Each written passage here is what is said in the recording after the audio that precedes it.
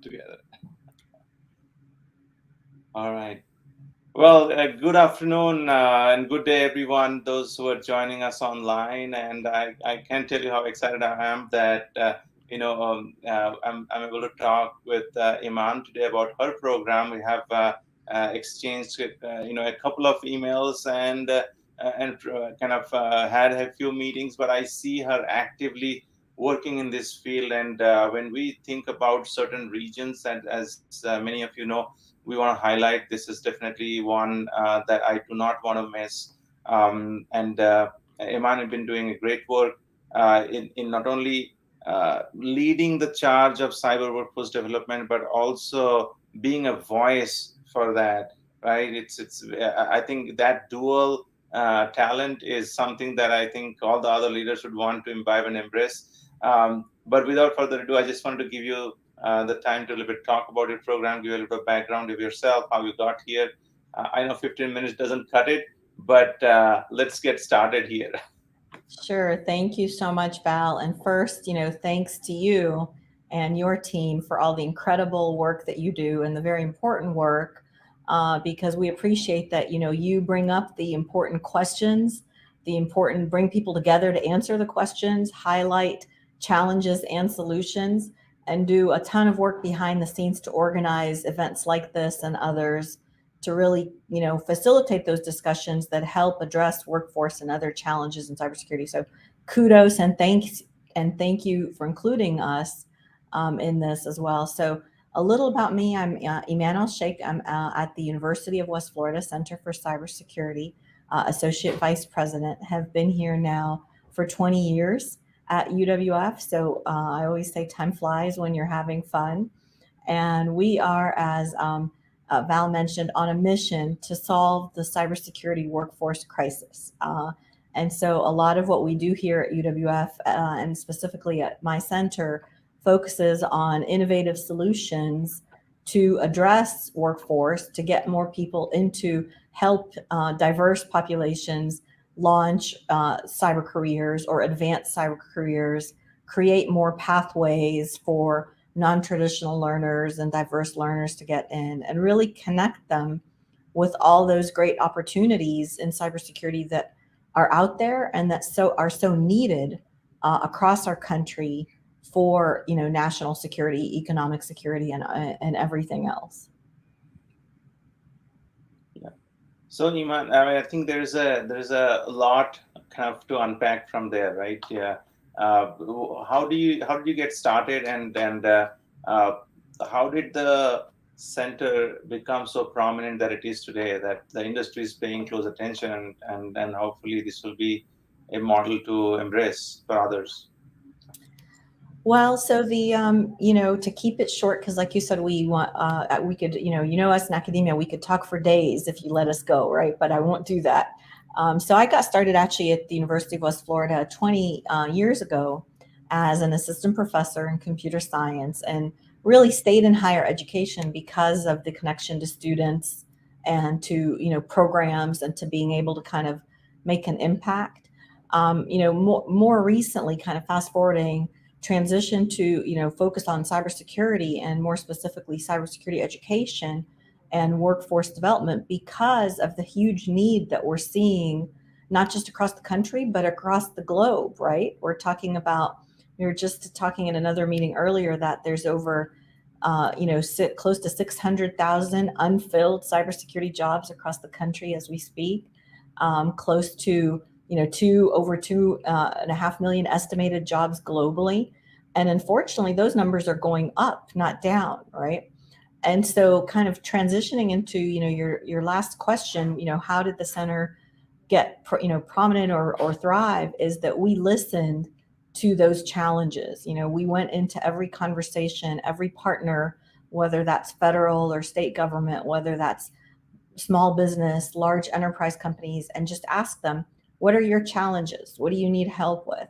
And we saw over and over where the challenges, of course, workforce and talent, and that we were bold enough to really say, we can't really approach this the traditional way by just trying to get more students into degree programs, because across the country, no matter how many students we get into degree programs, we're never going to meet the workforce crisis in cyber because of the increase in job types, increase in roles, different skill sets that are needed because the cyber threat landscape continues to evolve. And so we created programs that are bold, flexible, non-traditional. And I always feel that, it's important, especially for those of us in higher education, to kind of be willing to go there, right? Try pilot programs, try different approaches. We may not succeed on the first try, but we learn from those pilot programs, and then we're able to scale and sustain, bigger programs to solve national problems. Yeah, I think there has to be always a starting point, right? And I think there are several models, and it was probably initially all segregated differently, and now all coming together because of the attention and the demand we have in this space. How do you see the workforce changing? I think even that a lot of this is probably, what we see in the industry. You have an early indicator of that in the classrooms, right? So how do you see the new workforce and new generation of workforce or next generation of workforce coming into this? So what we see is, certainly listening to, organizations like yours and employers across the board, a need for people who are ready from day one, right? A need for people who come in with not just the degree or the certification, but the skills, the keyboard skills to get them ready and, working from day one. And we also see a need for diverse types of work roles and learners, right? So there's definitely a need for example, frontline people doing the cyber analysis, the vulnerability assessment, the network engineers. But cyber, what we don't often realize, or others don't realize, is it's such a multidisciplinary field. There's a need for people with cyber policy and law background. There's a need for cyber managers, cyber instructors. There's a need for people with psychology and behavior analysis skills, so that they can do the pattern and behavior analysis for cyber trends. And so what we're doing is trying to create through the National Cyber Workforce Development Program, which I'd love to speak about a little bit if there's time, create agile, rapid pathways for training, professional development, and connecting to jobs and employers for those who maybe don't want to go back to college and get another degree, right? Maybe think about for folks who are transitioning from military or veterans, or those who are changing careers, or those who are maybe in a tech field but want to upskill into a cyber role. We're trying to create solutions for them to help get them the knowledge, skills, and competencies that they need, and also get them connected with jobs and employers and get them on their way to helping that cyber workforce challenge. Yeah, and maybe we dive into a little bit into the diversity piece of it, because I mean, traditionally it's been a field of especially a male-dominated field, and there are some there's very sprinkling of other traits in there, whether it be gender or age or ethnic community and minority. I think cybersecurity has such an opportunity to kind of incredibly change the makeup of the industry, right? So what are your thoughts? And I'm sure you're doing a lot in that space. Could you talk about it a little bit? Yeah, sure. And you're absolutely right. As cybersecurity, there's such opportunities for diversity, and there's also such need for diversity, because you think about, we need those in the field to be able to solve, the most complex problems, right? To addressing national state security, enterprise security, critical infrastructure security, ransomware. And so we need diversity of thought on our teams in order to come up with the best solutions. And so that by itself requires diverse teams where you're bringing in, like you're saying, diversity of race, gender, ethnicity, background, experience, culture, so that you really kind of as a team have the diversity of thought and come up with the most innovative solutions. And so, that really needs kind of a multi-pronged approach where we're bringing cybersecurity awareness to the masses in different ways, right? Because we can't just live, for example, from the higher ed perspective on college campuses and expect them to come, right? Because some may not get the opportunity. And so some of the things that we're doing are taking cyber awareness and cyber hygiene to the schools, to the underserved populations, to the rural areas, so that they're getting a taste of what cyber hygiene is all about, and what cyber opportunities exist, and might get them interested in studying or becoming a cyber professional. We've also launched several upskilling and reskilling programs for non-traditional and underserved populations. So you think about, for example, Florida has the highest concentrations of veterans across the country. Our heroes like to retire in Florida after leaving the service. So we're providing online training and upskilling for them, so to help them kind of do a boot camp style training program, connect with employers, and get the skills they need to launch the second phase of their career by giving back through a cybersecurity role. So there's different things that we're doing. I also have the fortune of founding of the Women in Cybersecurity Florida affiliate and serve as president for that. And that's a great opportunity to kind of serve in a mentor role and connect with professionals and students across the state, so that we can really kind of bring them together and network and help provide that mentoring and that resource opportunity to enhance representation of women in the field. So those are some examples of things we're doing. Excellent. And we just got off the session with the D3.EC.S leadership team, Lynn and Diana and everyone. Great. And that's fantastic that it's not only a kind of a industry-wide national, but also the regional champions who are taking this forward. And I think that's the best way to advance the profession and also get the diversity in action as we speak. Right?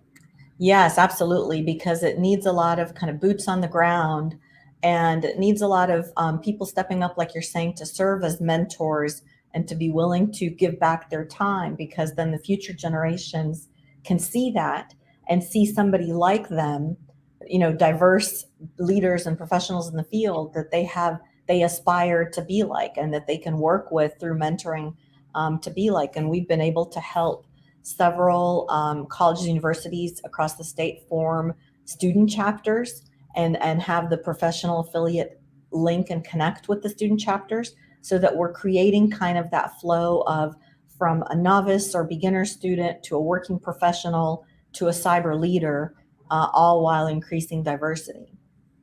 Excellent. Oh, that's great to hear. And thank you for your support with that. As we go into the last couple of minutes, I wanted to see if you had a kind of distill all this down to probably a couple of actionable items that you would expect probably for the industry to do, and the industry professionals as they are probably also working with you on the D3.EC.S side on the different activities in the center. Kind of what can we do to help, and how can we collaborate further? Well, thank you so much for asking that question, because we always try to ask the same question to our industry partners and employers. What can we do to help you all? And I'd say the biggest opportunity really in a minute is, I mentioned that we have launched the National Cybersecurity Workforce Development Program. The website is cyberskills2work.org, or you can email cybersecurity@uwf.edu. And as part of that, we're launching a national cyber employers network, where we want to, every college and university has employers that they work with across their region or state or city. We want to connect that into a broader network, working with the excellent colleges and universities, the CAE schools, so that we can kind of share not only employment opportunities and training opportunities with students in the pipeline, but also get industry feedback and employer feedback on what we can do better and what we can do in collaboration to really give students the skills they need so that they're ready from day one for the job. So we invite employers across the country to join the National Cyber Employers Network. And you're welcome to email us at cybersecurity@uwf.edu for more information. Absolutely, great. We'll take a note of that. We'll share it with our network, and I'm sure this is the first of many. Iman, thank you for joining us, and we'll make sure that we'll continue to work with you, and probably more actively than we ever before. So Thank you, Have a Val, great and rest of thank the you day. to you and the Cyber Future Foundation team for all the amazing and important work that you all do.